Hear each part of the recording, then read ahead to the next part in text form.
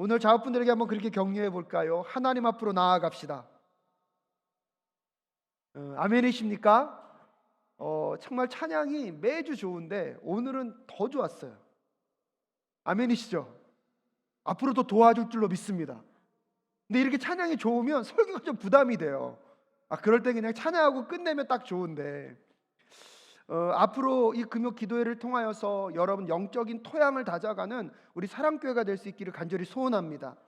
허황된 꿈이 아니라 정말 거룩한 꿈을, 하나님의 거룩한 상상력을 허락해 주시는 것을 또 다시 한번 기도하게 됩니다. 저희 마전도사님이 저희 교회에서 찬양인도 시작하셨거든요. 본격적으로 하나님 그들을 통하여서 정말 영성 있는 찬양인도자 될 수 있도록 도와주시옵소서. 요즘 찬양인도자 대세가 여성이거든요. 사랑교회 출신의 인도자를 하나님이 세우실 줄로 믿습니다. 뜨거운 기도자들을 하나님이 세우실 줄로 믿습니다. 여러분 음향이 많이 좋아졌죠? 거기다 비결이 있어요. 악기 주자들이 서로 협력하고 또 싱어들이 앞에서 세워지는 모습을 보니까 너무나 감사합니다. 또한 오늘은 정말 보지 못했던 분들이 또 환경을 뚫고 이 자리에 와서 기도하는 그 기도를 통하여서 하나님이 이 시간을 놀랍게 변화시키실 줄로 믿습니다.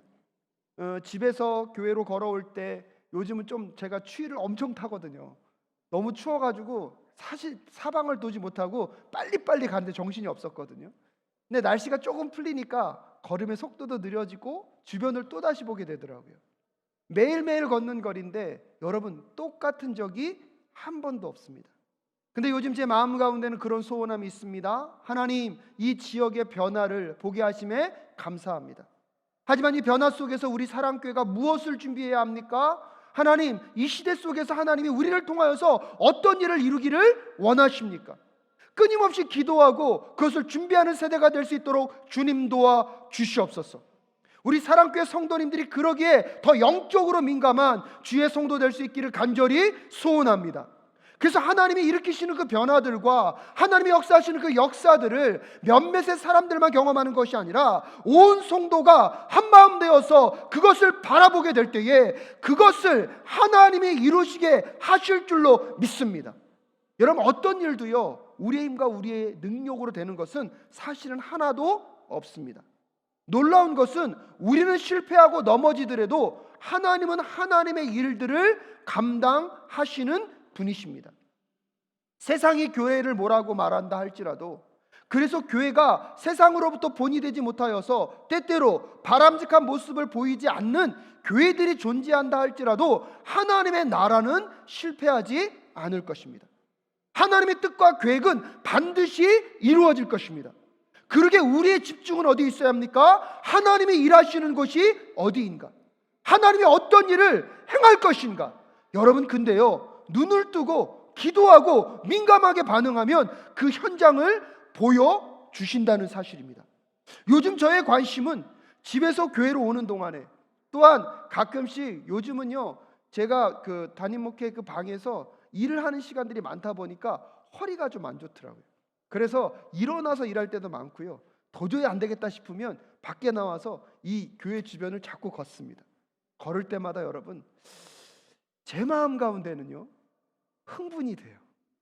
하나님 어떤 일을 이루길 원하십니까? 그 일을 보게 하시고 그 일을 준비시켜 주시옵소서. 저는 우리 사랑교회 성도님들이 지난 38년 동안 해왔던 일들보다 더 놀라운 일들을 하나님이 하게 하실 것을 확신합니다. 근데 문제는 무엇이냐면 우리의 관심과 집중이 누구에게 있냐 하는 것입니다. 예배의 목적은요 내가 위로받고 내가 힘을 받는 것이 아닙니다. 예배의 첫 번째 목적은 하나님 앞으로 우리가 나아가는 것입니다. 찬양팀의 목적도요 얼마나 좋은 곡을 하고 얼마나 아름 연주를 하고 얼마나 좋은 음향을 내놓느냐가 아니라 그 모든 것들을 사용하여서 모든 회중이 누구 앞으로 나아가도록요? 하나님 앞으로 나아가도록. 대표 기도하시는 분들도요 마음과 심령 가운데 내가 얼마나 좋은 기도를 주님께 드리고 사람들이 듣기에 얼마나 좋은 말을 하냐가 중요하지 않습니다. 그 기도를 통하여서 회중들의 문을 열고 마음의 문을 열고 그 회중들이 누구 앞으로 나아올 수 있도록요? 하나님의 그 임재 앞으로 나아올 수 있도록. 설교자도요 동일한 역사를 할 수 있었으면 좋겠습니다. 이 말씀의 한 자락을 통하여서 여러분이 하나님 앞으로만 나올 수만 있다면 오늘 이 밤에 하나님이 하실 역사들이 여러분의 삶 속에, 여러분의 심령 속에 자리하게 하실 줄로 믿습니다. 뒤에서 음향을 다루는 자들, 여러분 찬양의 PPT를 돌리는 그 사람들도요, 끊임없이 집중해야 하는 이유가 거기에 있습니다. 나의 손짓 하나, 내가 하는 그 행동을 하나를 통하여서 회중들이 하나님 앞에 나아갈 수도 있고, 어쩌면 나를 통하여서 회중들이 하나님 앞으로 나아가는 것이 방해된다면, 여러분 우리는 긴장하고 또 집중하며 성령께서 우리의 모든 것들을 도와주실 것을 간절히 간구하며 주님께 나아가는 우리 모두가 될 수 있기를 간절히 소원합니다. 마지막으로 지금 이 자리에 함께하고 계신 성도님들, 영상으로 이 기도회 가운데 함께 하시는 분들, 여러분들의 마음에도 그 은혜가 있을 수 있기를 간절히 소원합니다. 어떻게 하면 하나님께서 나에게 위로를 주시고 내가 어떤 은혜를 받아갈까도 중요하겠지만, 나의 예배를 통하여서 하나님, 먼저는 내가 하나님 앞으로 나아갈 수 있도록 도와주시옵소서. 나만 그런 것이 아니라 오늘 이 예배에 참여하는 모든 사람들이 나로 인하여서 누구 앞으로요? 하나님 앞으로 나아갈 수 있도록 도와달라는 마음으로 오늘 이 예배 가운데 함께 할 수 있다면, 이 기도회 가운데 함께 할 수 있다면, 하나님은요 정말로 하나님이 계획하시는 놀라운 일들 우리를 통해서 이루실 것을 저는 믿습니다. 묵상학교를 진행하면서 여러분 그 묵상 강사님이 그러셨잖아요. 말씀을 잘 읽는 것이 중요하다. 근데 말씀을 잘 읽으려면 그 말씀의 장르가 무엇인지도 아는 것이 너무나 중요하다. 여러분 이제 요한복음을 마쳤습니다. 그 다음에 오늘 우리는 시편을 묵상합니다. 제가 가끔씩 그럴 때마다 놀라는 게 있어요. 사실은 올해 우리 교회 성도님들과 통독을 한번 해야 되겠다 생각한 적이 있거든요. 그래서 통독하는 방법을 제가 나름대로 연구하다가 전권을 다 읽으려고 하니까 너무 힘드니까 한 달에 한 번 성경책 중에 하나를 정해서 한 권씩 통독하는 것을 하면 어떨까라는 생각을 하고 있었거든요. 정말입니다 이건.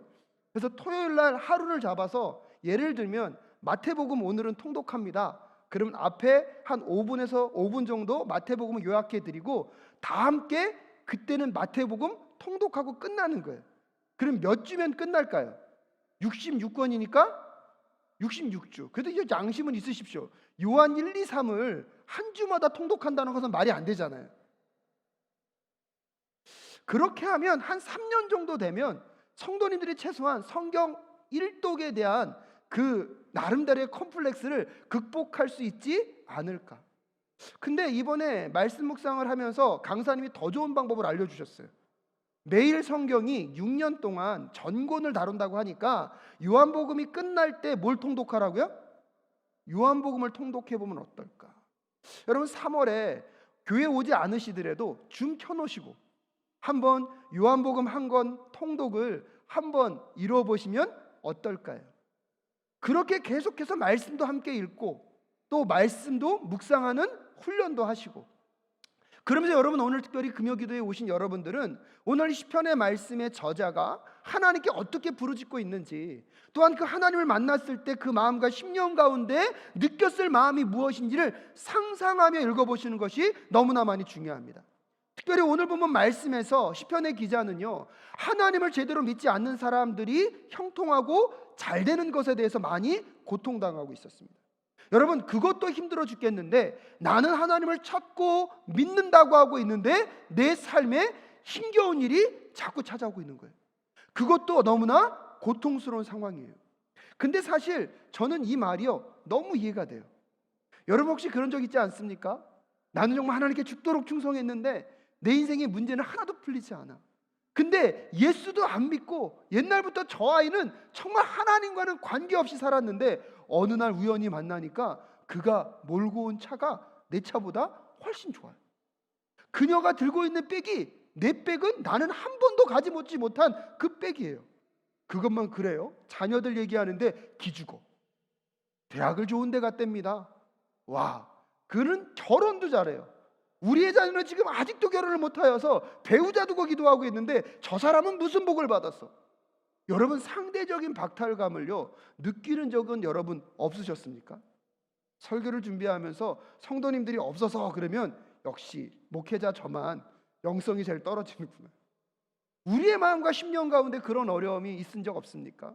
여러분 하나님을 향하여서 원망하며 왜 내 것만 들어주지 않으시고 내 상황의 문제를 풀어주지 않나? 여러분, 하나님께 한탄해 본 적 없으십니까? 오늘 시편 기자는 그렇게 하나님께 한탄하고 있습니다. 그런데 그런 한탄이 이제 다 끝나고 나서 오늘 본문 여러분 17절 한번 읽어볼까요? 시작. 그러나 마침내 하나님의 성소에 들어가서야 악한 자들의 종말이 어떻게 되리라는 것을 깨닫게 되었습니다. 성소로 왔다는 것, 하나님과 교제하고 하나님을 만나고 하나님을 예배했다는 것. 여러분, 새겹줄 기도할 때 제가 한번 여러분께 말씀드린 적이 있습니다. 예배는 하나님의 품에 안겨서 하나님의 시선으로 세상을 바라보는 것이다. 내 시선으로 세상을 바라보면 그것이 어떤 문제가 있고 어떤 상황으로 이끌어가는지 우리는 알 수 없습니다. 그런데요, 예배를 통하여서 우리가 손을 드는 행위는 어떤 행위라고요? 하나님, 나 한번 안아주세요. 하나님, 이 세상을 주의 품에서 주의 시선에서 보기를 소원합니다. 그때 하나님이 우리를 안으셔서 하나님의 관점과 시선으로 세상을 보게 하면 내가 보며 불평했던 것, 내가 보며 원망했던 것, 내가 보며 절망했던 그 상황들이 새롭게 보인다는 것을 오늘 시편 기자는 다시 깨닫고 있습니다. 사랑하는 여러분, 오늘 이 기도의 자리까지 나오기 전까지 여러분의 삶의 문제를 묻고 있었던 것 여전히 해결되지 않고, 그래서 하나님께 원망하며 한 걸음 더 나아가서 하나님께 속상한 마음, 어떤 사람들은요 심한 표현을 하면 하나님께 배신감마저 들어서 이제 나는 그 하나님 떠나고 말겠다고 생각할 수밖에 없는 그 상황 가운데 놓여있는 그 심령들이 오늘 예배 앞으로 나와 하나님의 관점으로 다시 그 문제를 바라볼 수 있는 오늘 이 저녁 되실 수 있기를 주님의 이름으로 축복합니다.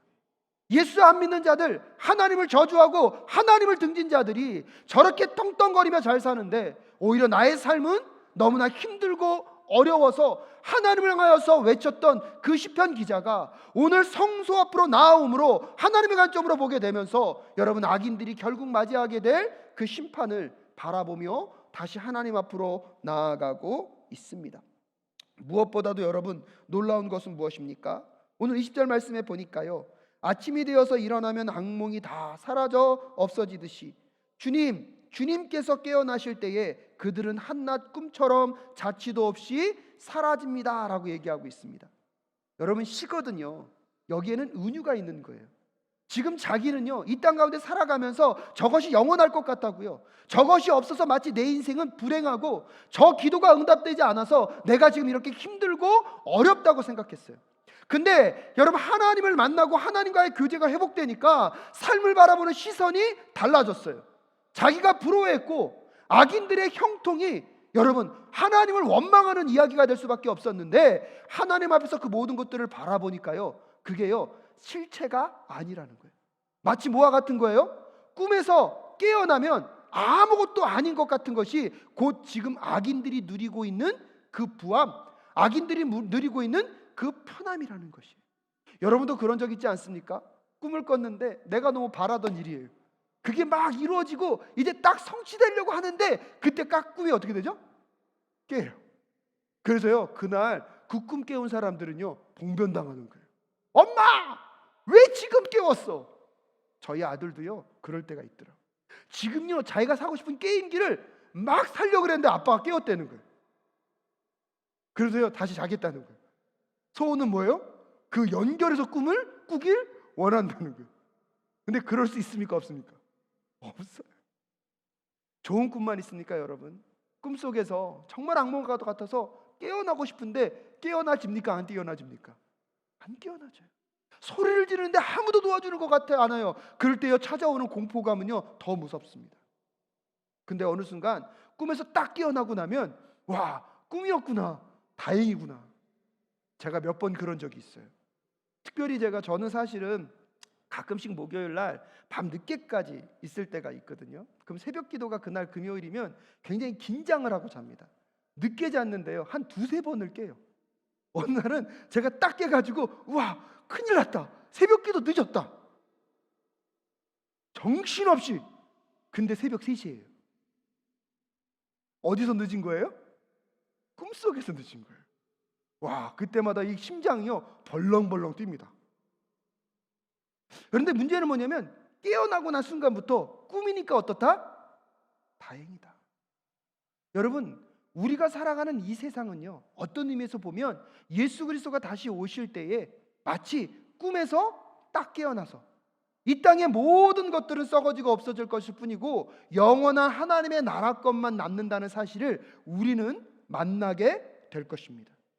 그러게 이 시대를 살아가면서 우리가 하나님을 왜 끊임없이 만나야 합니까? 하나님과 교제하며 여러분 분별하셔야 합니다. 영원한 것이 무엇이고 꿈에서 깨듯이 순간적으로 모든 사라질 것 같은 신기루가 무엇인지를 분별하는 자들만이 이 시대를 지혜롭게 살아가게 될 줄로 믿습니다. 신기루가 무엇이고 실체가 무엇인지를 만나는 자들만이 여러분 이 시대를 살아가면서 세월을 아낄 수 있는 사람임을 깨닫는 우리 모두가 될 수 있기를 간절히 소원합니다. 그러기 이전에 우리가 기도할 때 썩어지고 없어질 것을 위하여 기도하는 사람이 아니라 애쓰고 힘써서 그것을 구하는 자가 아니라 영원한 것을 구하는 우리 모두가 될 수 있기를 간절히 소원합니다. 그래서 꿈에서 깼을 때 다 날아가 버리는 신기루 그거 붙잡고 애쓰고 힘쓰고 눈물 빼고 콧물 빼지 마시고 여러분 하나님 나라가 이루어졌을 때 정말로 우리의 인생 가운데 남을 그 영원한 하나님 나라의 실체를 붙잡고 오늘 이 시대를 살아가는 우리 모두가 될 수 있도록 하나님 우리의 눈을 열어 주시옵소서. 하나님 우리의 귀를 열어 주시옵소서. 하나님 우리의 마음을 열어 주시옵소서. 그래서 분별하게 하시고 그 분별력을 갖고 이 시대를 살아갈 수 있도록 여러분 비록 오늘 시인은요 너무나 고통스럽게 기도를 시작하잖아요. 내 처지는 이렇게 힘든데 하나님을 부정하는 사람들은 너무나 잘 되는 것 속에 이 상대적인 박탈감 속에서 얼마나 힘들었겠습니까? 그런데 그가 그 어려움 중에도 성소로 나와 하나님의 관점으로 세상을 바라보는 것을 깨닫자마자 실체를 분별할 수 있는 그 지혜를 그러면서 오늘 여러분 21절에 나의 가슴이 쓰리고 심장이 찌를 듯이 아프다고 얘기하고 있습니다.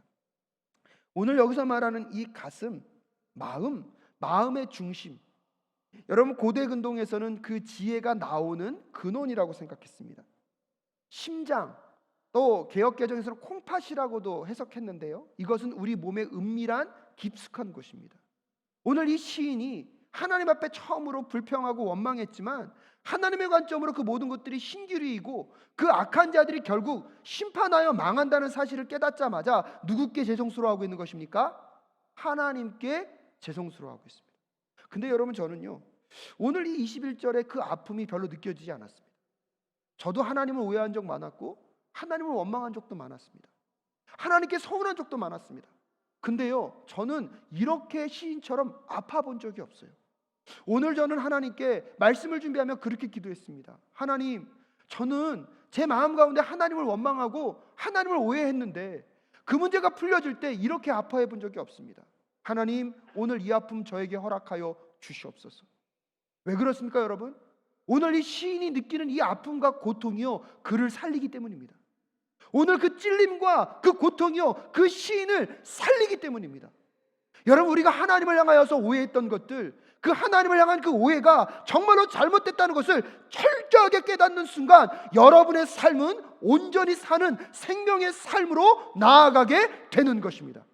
왜요? 그 아픔과 고통이요 그만큼 누구를 붙잡게 하기 때문입니까? 하나님을 붙잡게 하기 때문입니다.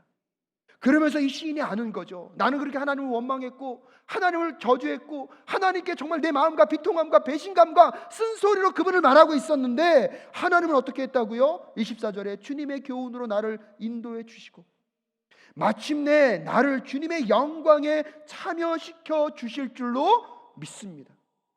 여러분 여기서 느끼는 건 뭐냐면 그만큼 시인이요 누구를 원망한 거예요? 하나님을 원망한 거예요. 처절하게 원망한 거예요. 근데 여러분 한편으로 보면 그렇게 처절하게 원망한다는 뜻은 이 시인이 그만큼 누구를 믿었다는 것입니까? 하나님을 믿었다는 거예요. 가끔씩 보면 우리 마음이요 그저 그런 마음 한편으로 보면 좋은 마음인 것 같지만 뭐가 없다는 뜻이에요? 열정과 애정이 없었다는 거예요. 감정의 널뛰기도 문제일 수는 있지만 최소한 이 시인은요 오늘 누구 앞에 진실했습니까? 하나님 앞에 진실했어요. 그러기에 그 아픔과 고통이 느껴질 정도로 누구를 미워해 본 적, 누구를 원망해 본 적이 있는 것입니까? 하나님을 원망해 본 적이 있는 것입니다. 조금 불경스러운 표현이지만 여러분, 하나님을 그만큼 붙잡고 원망해 본 적이 있으십니까? 하나님을 원망하라는 게 아니에요. 근데 최소한 그런 마음이 들었다는 것은 그만큼 내가 누구를 신뢰했다는 것입니까? 하나님을 신뢰했다는 거예요.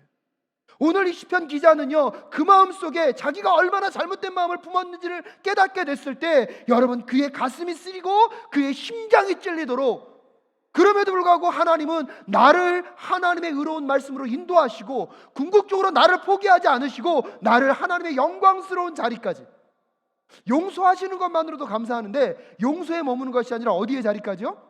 하나님의 영광스러운 자리까지. 누가 생각나십니까? 돌아온 탕자. 막내 아들이 아버지를 배신하고 다 세상으로 떠나서 자기 멋대로 잘 살다가, 여러분, 돼지 열매도 먹을 수 없는 그 서지에 놓여 있다가 아버지를 생각하죠. 아버지께로 돌아가서 나를 당신의 자녀라고는 말하지도 못합니다. 단지 당신의 뭐로 써주십시오? 종으로 써주십시오. 근데 아버지는요, 버선발로 뛰어가서 그 사랑하는 아들을 가슴으로 품어냅니다. 종이 무슨 말이냐? 말도 못하게 합니다. 손에 반지를 끼우고 그 아들의 자리로 회복시키시는 아버지의 마음, 그 마음을 만났을 때 여러분, 우리는 회복되는 것입니다. 오늘 시편 기자가 그러기에 오늘 여러분 26절에서 이렇게 고백합니다. 한번 읽어볼까요? 시작. 내 몸과 마음이 다 시들어가도 하나님은 언제나 내 마음에 든든한 반석이시오, 내가 받을 몫의 전부이십니다. 여러분, 시편 기자가 어디까지 가고 있습니까? 내 몸과 마음이 다? 이건 무슨 뜻이에요? 내 몸과 마음이 다 시들어간다는 것은 무슨 뜻이에요? 몸과 마음만을 얘기하는 게 아니에요. 이게 시기 때문에 많은 걸 생각할 수 있는 거예요. 내가 꿈꿨던 금전적인 문제가 다 깨어져도, 내가 기대했던 건강의 문제가 해결되지 않아도, 자녀의 문제가 내 기대대로 다 되지 않아도, 모든 것들이 오히려 이제는 반대로 뭐라고 얘기하고 있습니까? 상관이 없어요. 내 몸과 마음이 다 시들어가도 문제는 뭐예요? 하나님이 언제나 나의 무엇 되시게요? 반석 되시기에. 한 걸음 더 나아가서 뭐라고 얘기합니까? 여러분, 내가 받을 몫의 무엇이라고요? 이게 무슨 뜻이에요? 하나님이 계시니까 다른 모든 것들이 이제 부수적인 것이 되었다는 거예요. 여러분, 제가 왜 아까 이 시인이 느꼈던 그 가슴이 쓰리고 심장이 찔린 그 아픔이 오늘 내 아픔이 되게 하여 달라고 왜 기도했는지 아십니까, 여러분?